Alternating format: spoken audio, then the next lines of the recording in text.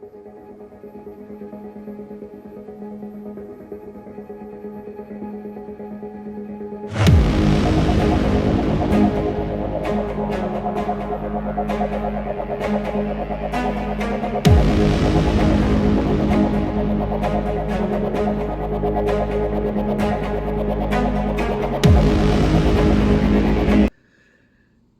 everybody, this is Fred Martin here. Noodle is nowhere to be seen. He's MIA right now. I think he's asleep. Anyhow, this is the Trading Post podcast. This is episode 2. And we're going to dive into, you're going to love this one, the Knights Templar tonight. So, I got a little bit of information on this. We're going to dive into possibilities and a lot of different things. So, without further ado, let's get started. Let's get cracking on this. And as I say, this is for entertainment purposes only. You take what you want to heart. If you don't want to believe any of it, I don't care. I've already told you that before. This is up to you. If you want to listen to this, take it with a grain of salt. However you want to do it, that's up to you. But let's keep ourselves open-minded to the fact that some things we just don't quite comprehend or can't wrap our minds around.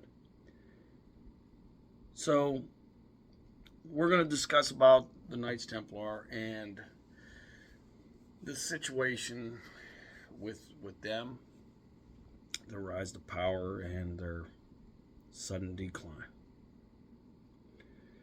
And maybe we can come up with some kind of an idea as to what's going on here, or what did happen.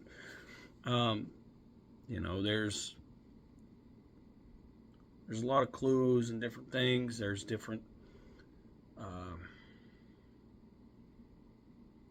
stuff that has been,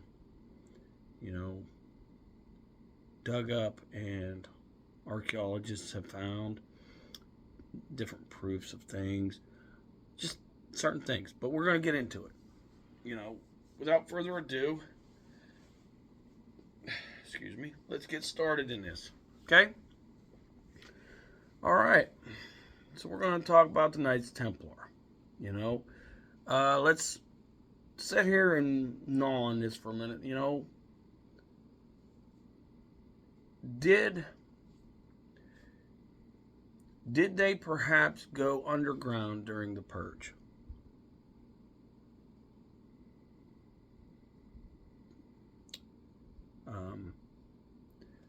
Let's see here. We're going to talk about that. Let's see here. After and during the persecution of them, did some of them go underground? This could be possible. And there has been evidence to point towards that being a good possibility. Let's think about this. If you and a group of people, you're being persecuted,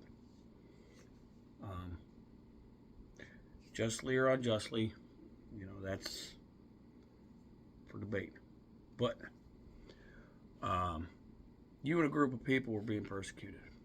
Do you think you're not going to try to go and go underground and get the heck away from it, from the persecution? Absolutely. I can assure you will. I know I would. So why wouldn't it be a possibility that they would? Why wouldn't it be? Can't rule that out. At least I won't. Anyhow, did some Templars survive? Did they survive the purge? Did they, go underground and do this and that and whatnot? Good possibility.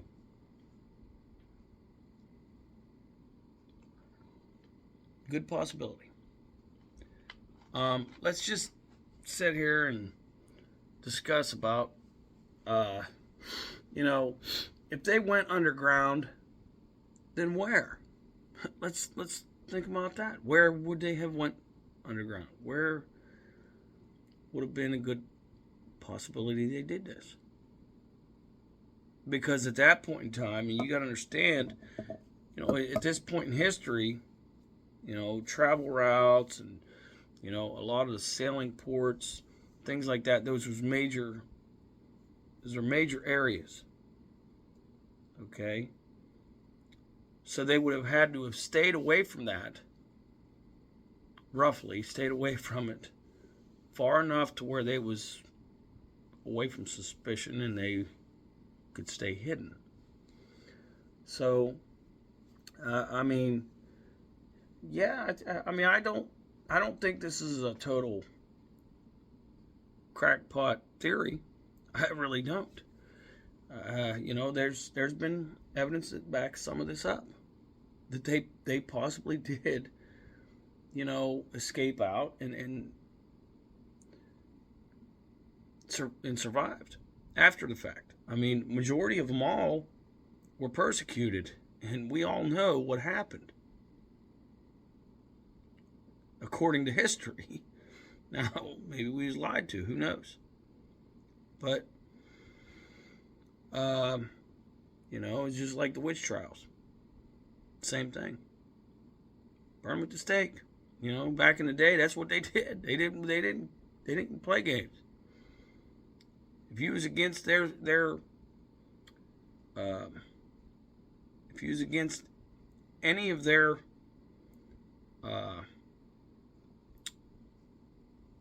way of doing things, if you was any type of adversary, and they were very, very powerful adversaries because they had a lot of money and a lot of power. And this is why it gets to the point where, the church deemed them dangerous. Therefore, putting into the persecutions. So, think about that. Take all this with a grain of salt, as I said. You don't have to believe any of it. You don't have to believe none of it. Some of it, if you want. Parts of it, if you want. But this is coming from a lot of good research from, I've pinpointed some of this information from, the History Channel, different places. I've did my due diligence on this one. I try to do it on all of them. So, and I'm going to continue to do that. I want you guys to have whatever facts that I can find, that I can dig up, and, we can discuss it. But here's where we're going to go, okay? After 1307, records in stone exist. So did they go underground? Yeah, they did. The location, Temple Church, is a location where they went underground. Okay? In 1119 in Jerusalem, then you got 1139, 20,000 members in 20 years had survived. They was claimed to be too powerful and rich. The Catholic Church decreed them. In 1187, they survived against all odds. That's a long time. A long time for, so, and then it comes down to, there's a place they call Zedekiah's Cave. Okay, Zedekiah's Cave was a possible escape route. Why did they put numerous wells or offsets in tunnels? Think about that. Why would they do that? Why would they put a bunch of offsets in tunnels? Kind of throws people off, gives them like a fake walls, stuff like that. Was it to give them time to escape, to get plunder out, while Muslims broke down the south wall of the temple? Possibly. It's a good possibility. I mean, think about this. If you're a group and you've got all this money, you've got all this power, like, they could legitimately do whatever the heck they wanted to at that point in time, which is why this came to the ends that it did. So if they had all that money, they had the manpower, they had the time, and they could definitely make themselves more formidable than people would think in the end, when it comes to any persecution, any of this, because they had to have had a failsafe. They had to have absolutely have a failsafe, because anybody in that position where you get up to the top, it's going to be a long fall if you hit bottom. So you try to prevent from that happening. And that's any group, any organization, any individual. I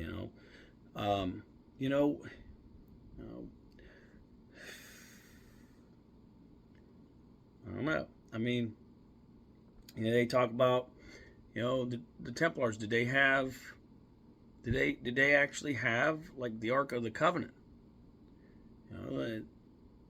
They have the dimensions of 31 by 31 by 52 in size.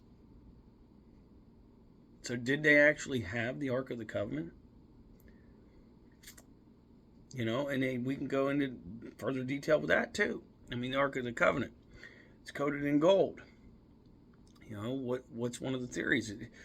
Could it have been something that was radiological inside of the Ark? Could that be why anytime it was opened, people would get killed? Radiation sickness, poison. We don't really know, except like the descriptions in the Bible of what the Ark of the Covenant was. And they're very vague.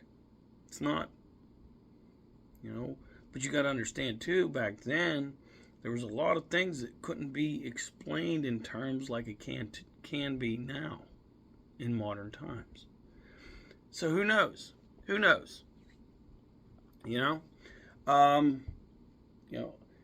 Let's see here. Let's move forward here. 1187, they faced annihilation. That changed the Templars' tactics, for years to come. No help for hundreds of miles. Let's see here, the Latrine castles, still in Templar control at the time.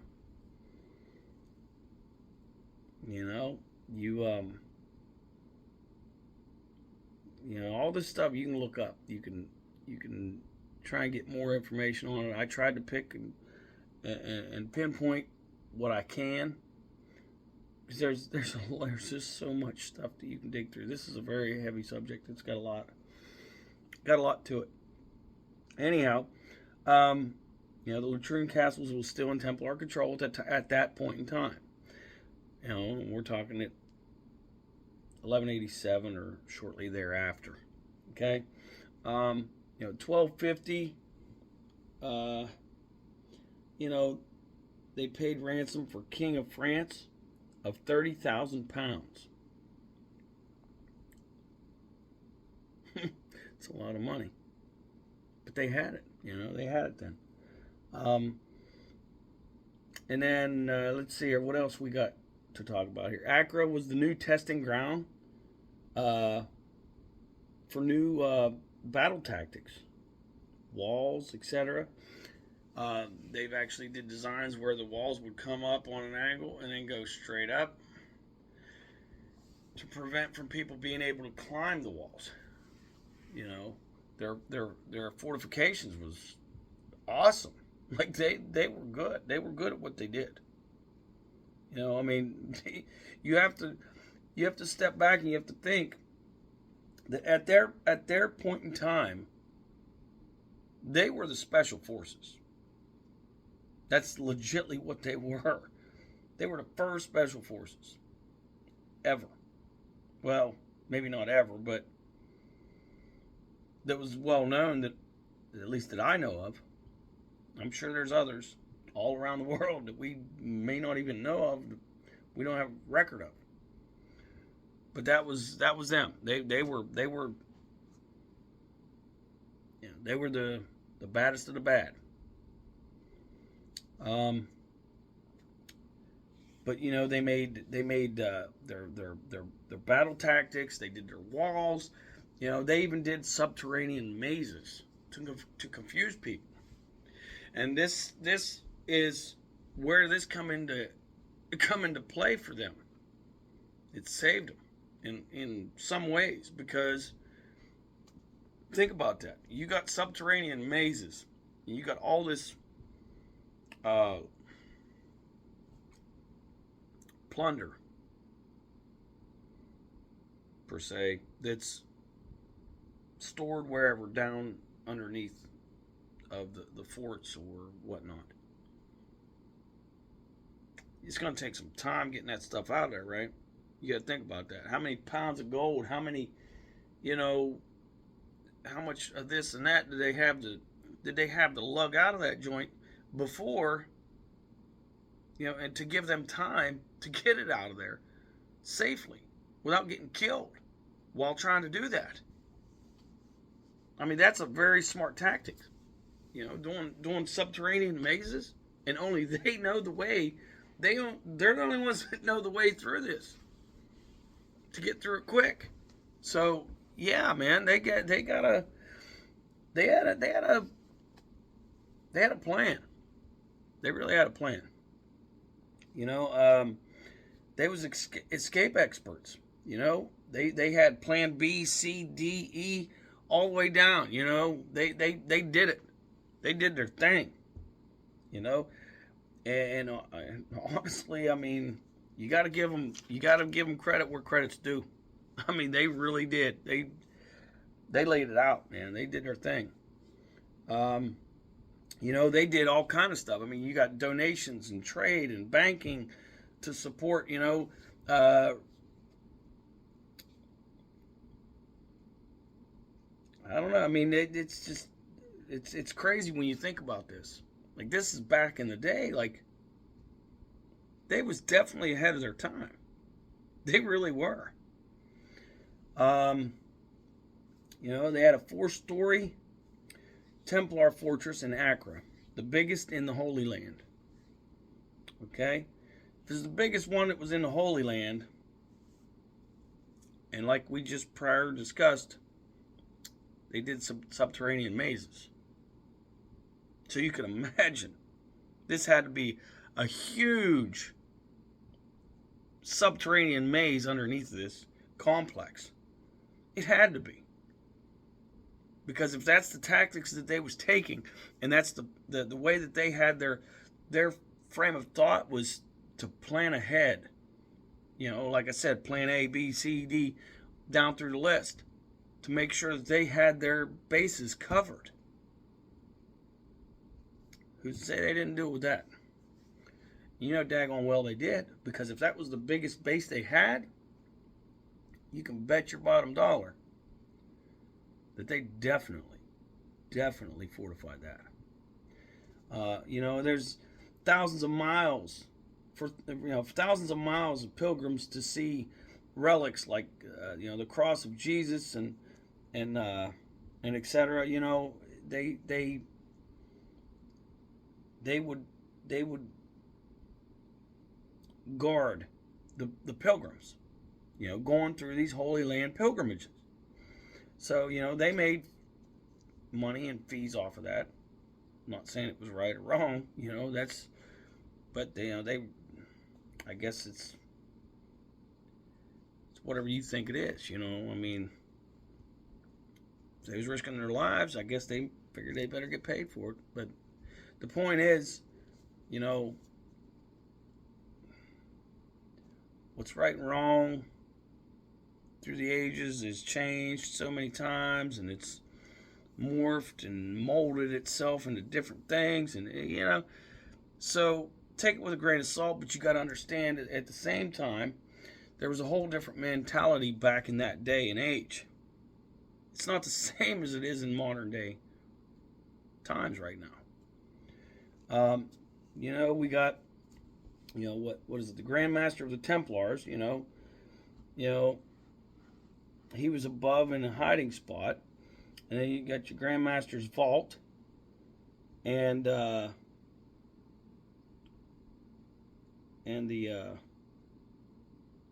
chamber, the antechamber.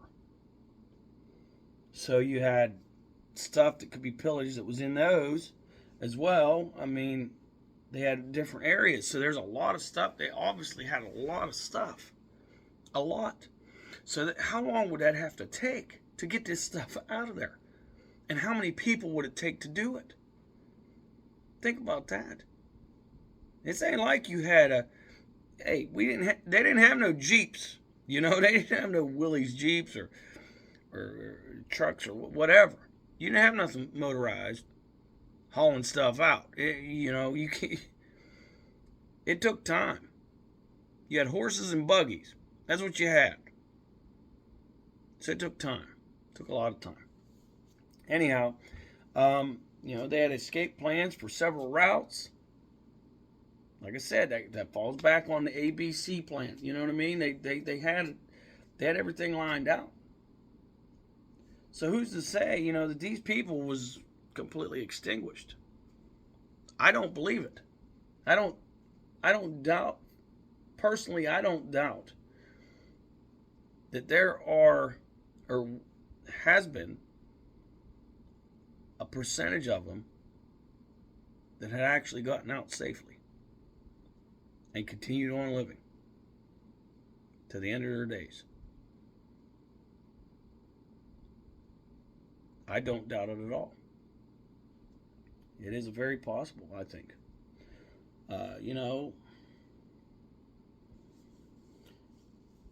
Then you got, let's see here, another bullet point I got here is the Mamluks in 1291. Acre was under siege, hundreds of thousands surrounded. The Theobald surrounded Theobald Godin and the squadron to escape by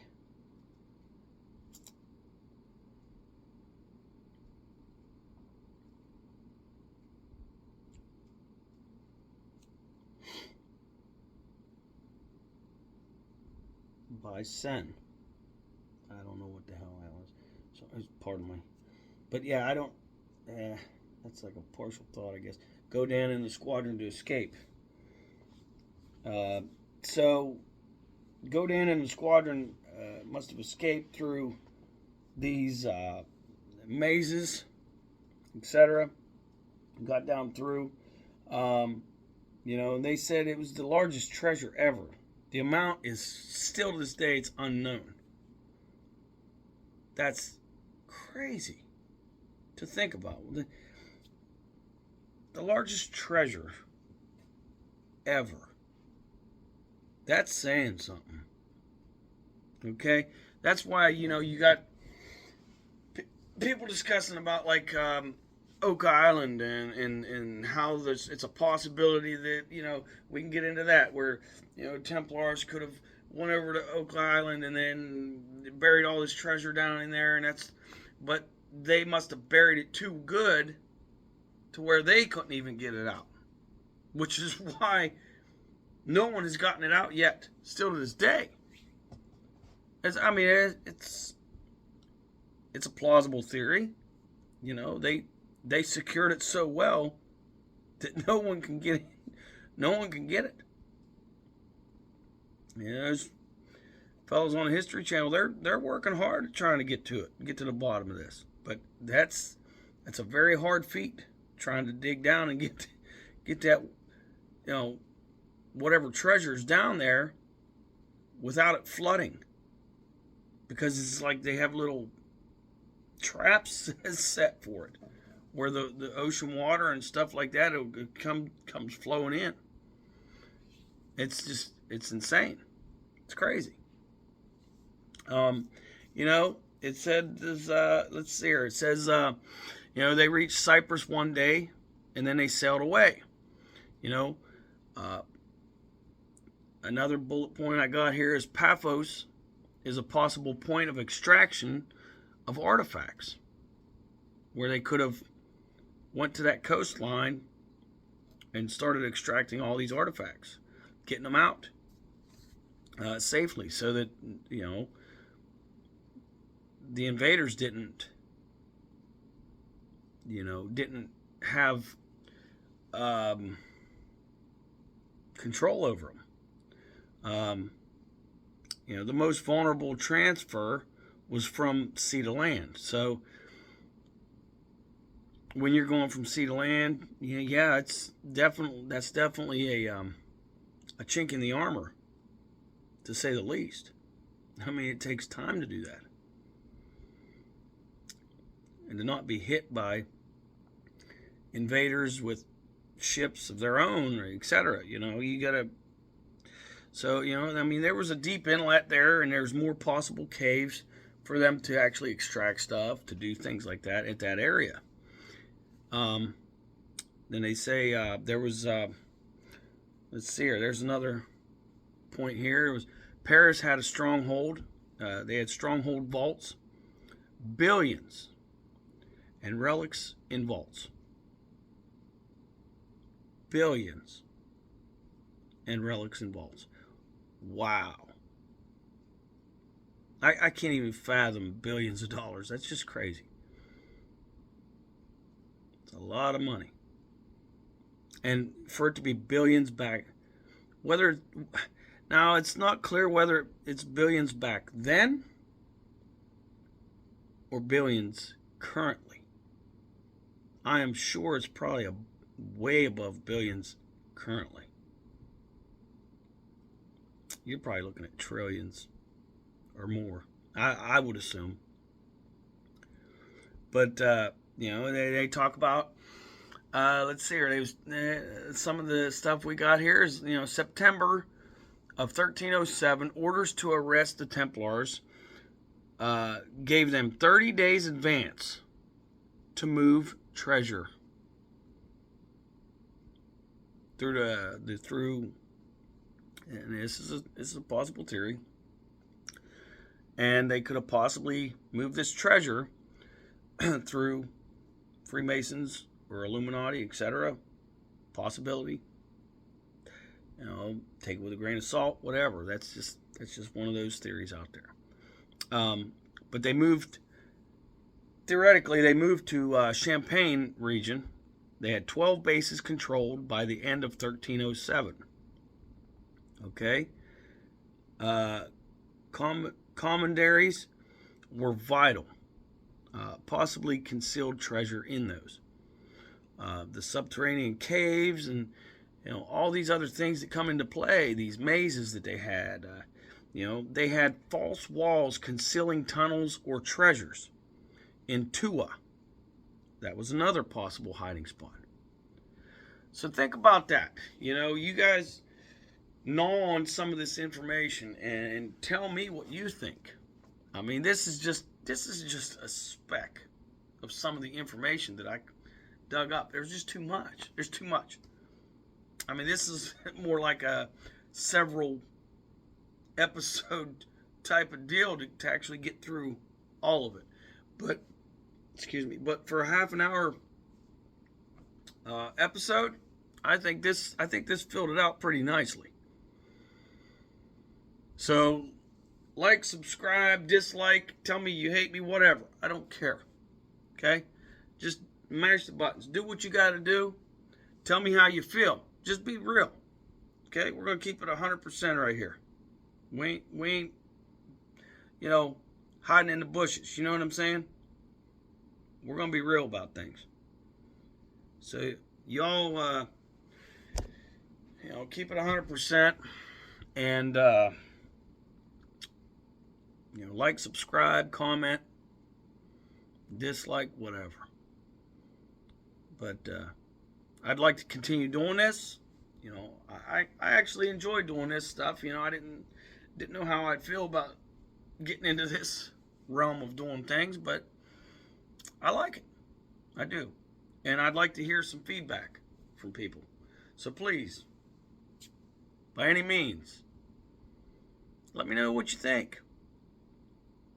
Good, bad, and ugly. But this is the Trading Post podcast. This is episode number 2, the Knights Templar. And if you have any subjects, anything that you want to hear about, you want to talk about, discuss, get into detail about, and you want me to do more research on, even if it's a subject I've already done, that's fine. But let me know as I get better with these podcasts. I'll be able to put like pictures and photographs and different things like that to actually kind of accommodate the show. Right now I'm a little clumsy and fumbly with it right now, but it's a progress. I'm going to improve. I'm going to work on it every day. So y'all let me know what you think, and peace out. Have a good one.